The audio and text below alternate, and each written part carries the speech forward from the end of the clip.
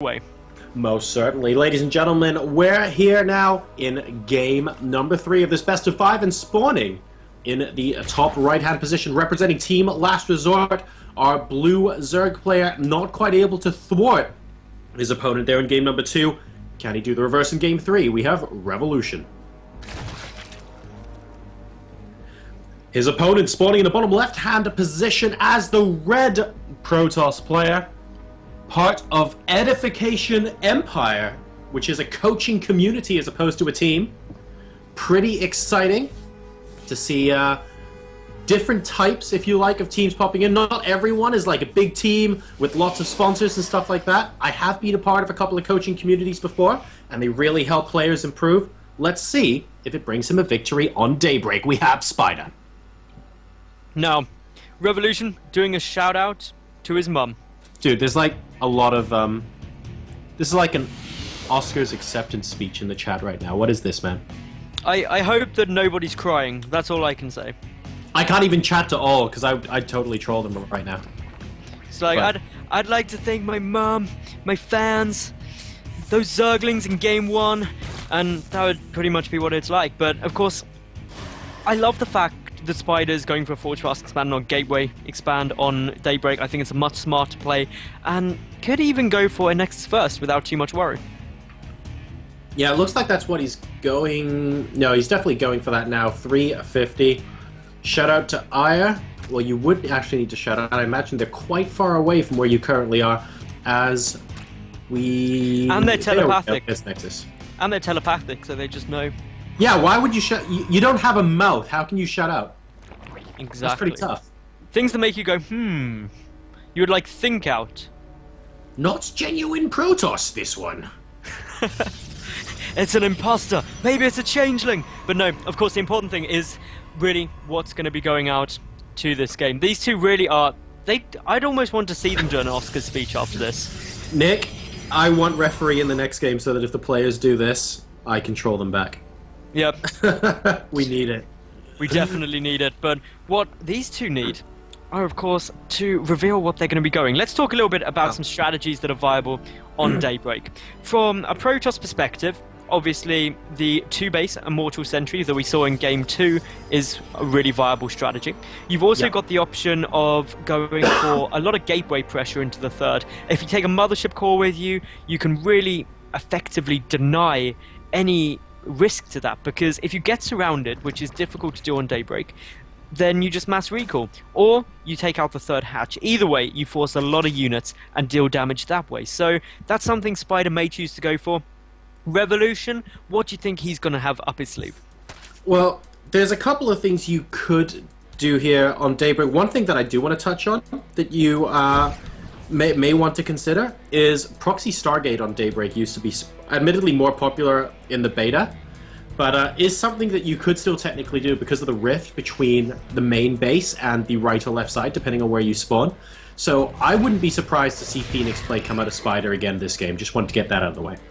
Yeah, I think that would be a really smart play as well. There's lots of options, and that's why quite often you see people refer to Zerg as the reactionary race, because you need to see what your opponent's doing to counter that. Whereas, really in the early and mid-game, the Protoss player is going to be much more in the driver's seat most often, unless you're going for some kind of very aggressive style of Zerg. But as we can see from Revolution, he's just holding down the D key. Well, yeah, that seems to be working for him at the moment. Of course, Daybreak is one of those maps that have basically been figured out by players the world over because it's been in the map pool for so long, hence why it's being rotated out. So these players are actually super comfortable playing a ridiculously long macro game here, which is why we see no crazy early game all-ins or stuff like that, guys. So don't worry, this is perfectly normal. And I guess what can come out here from Revolution, I mean, if this was Wings of Liberty, we'd expect this to go all the way to the late game, where we see Vortexes, Brood Lords, and the rest of it. But now in Heart of the Swarm, it opens up a whole bunch of new strategies here. So even though we're going to see a macro game, it's going to evolve into a little bit of a different beast.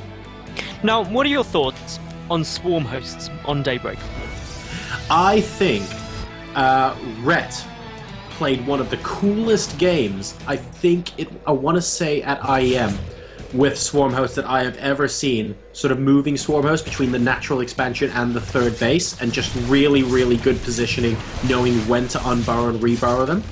And I think that Swarm Host Corruptor style compositions, like compositions that are based around that, can work really well on this map, because Corruptors can dart in and out of the airspace that sort of separates the lanes in the middle, if you want, really, really quickly, compared to other maps with significantly more open centers. I would agree with you completely there, Charizard. So that's always a possibility. Revolution, though, currently getting an awful lot of Zerglings out, responding to just a very small amount of gateway pressure. In response to this, Spida making 5 cannons at his third. He wants to keep that alive. I think he's made his point, to be fair. Even these Lings are like, yeah, I'm not dealing with that. And, well, no, actually, he's putting a cannon at the Vanguard here. So obviously enjoying that kind of formation. Do we have actually... Oh, wow. So, guys, spot the target pylon when Revolution comes in to attack the third later in the game. Just say it. It's pretty much a bullseye. Let's just say that. But as we've got now, these Stalkers are dealing a nice way with these Zerglings, and we've got Skytoss coming up. A good number of Stargates already getting made. That third really, really quickly coming down for Spida. Revolution, he's got the Hydras again. He's got the Infestation Pit. Could very well be Swarm Host Hydra. Okay, now this actually reminds me of a GSL game. It was a Codes game, but I can't remember exactly who was playing, where at around the 6-minute mark, I remember Tasteless saying, hey guys, it looks like we have a whole bunch of cannons at the third, so nothing's going to happen in this game for the next 10 minutes. We are going to see Skytoss. And Revolution is doing the first thing he should do as soon as he saw those cannons go down, which is take the fourth base. Right, I'm fifth in the center, because Spida is not moving out anytime soon here. Revolution has 2 options. Macro up, get to something like 5 bases and overpower your opponent, try and do that, or go for some timing before Spida can max out. Now, I think that's a really good thing to say, that getting that 4th essential, you need to stay a base up as Zerg. Getting the Hydras and Roach Warren down, getting the Hive really early yet again, is going into a really interesting composition where we'll probably see some Vipers. And the reason that this is good is that it's fine going for this, but you've got to be aggressive. You have to punish this third before Skytoss gets out. And getting Muscular Augments with a 1-1 and a massive Hydra Roach shove into there, it could be really, really good for Revolution. Especially before a good number of units get out. But 4 Voidways already down, up against 13 Hydras, that's not going to be too nice. No, I think you hit the nail on the head there, in the sense that it depends on what he does with this push. So just to give you guys an idea, let's say Revolution gets up to something like max, but he allows Spida to get to 150 supply worth of air. That is bad news for the Zerg, because like you mentioned, those Void Rays are just going to do incredible amounts of damage supplementing the ground army there. However, what a Zerg player I think should do in this scenario, although maybe a couple Roaches would be useful, or some Lings just to buffer some damage, he needs to move out when the Zerg gets to about 150 supply and constantly make little attacks in, which is exactly what he's doing now. So he knows he'll probably lose this army. His goal is to get Spida supply down to below 80 in exchange for this, and constantly keep trading and stay a base or 2 up. If he does that, he wins the long game. He needs to do this before Spida hits 150 plus supply, I think. He's got to do it, and he's got to do it relatively quickly, because Tempest is starting to come out as well now. Exceptional range, can do a lot of damage, and with the Spire out, or with the Spire about to come out, I'm really hoping we see some Mutalisks. Really crucial thing that happened just there, Maddles, actually. The Photon Overcharge went down on the Nexus, but Revolution didn't see it. Had he seen the Photon Overcharge go down when it did, if I were him, I would have gone straight to the third base, kill as many Void Rays as I can, and be content remaxing at home on 5 base. And now, he's just sat back, and I'm really worried for him now. I mean, he could still make a push that wins him the game, but this has given Spida a bit of breathing room. I think that's a really good analysis and a really accurate way to show what happened. If you don't see that Photon Overcharge go down, you don't know that you can go straight to that third. So this is now leaving us in a spot where we've got a huge number of Hydras out, but the Tempest just going to be utilising the high ground. There is no high ground vision out at the moment for Revolution, but he's getting a couple of Voidways and moving up towards the natural. And this is exactly what he needs to do. He needs to move away and push into the third with all of his Hydras at once. He does not want this Skytoss army to get to some sort of critical point, and he's being really indecisive with his Hydras at the moment, unfortunately. That's allowing the Tempest to get a lot of pot shots up. And even if he does get maxed out here, Maddles, I'm really worried that Spida is just going to get more Tempest, a couple more Void Rays, and all of a sudden a big push from Revolution. Instead of trading even semi-efficiently to whittle down the supply of Spida, it'll become a position where if he loses the first battle, he might be half his opponent's supply.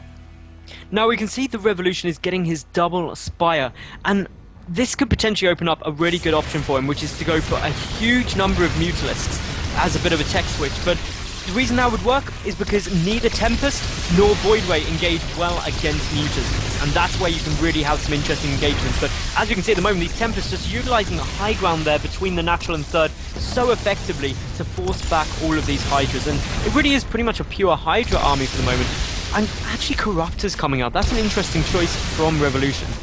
Yeah, Corruptors do get zapped up very quickly by Void Rays, admittedly, so he has to watch out for that. And it looks like better late than never, I guess. He's decided that it might be a good idea to push back in, but no! He's retreating once again, and those Void Rays charging up, flaring up their wings there for whatever reason, because they don't actually do extra damage at the moment, especially not against those Lings.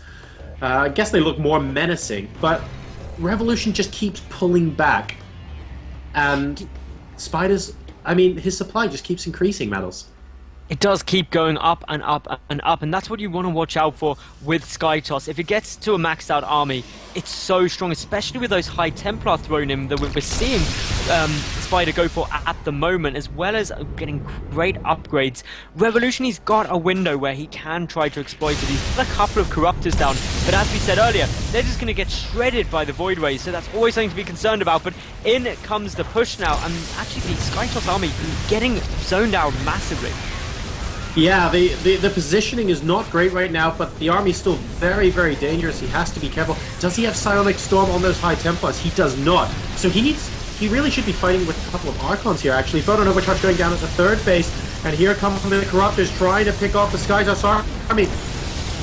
Okay, it looks like it's coming in a bit later than never, but is this actually going to be enough yet? It looks like he's doing a good amount of damage, and Spida knows that with his natural just falling, he won't be successful.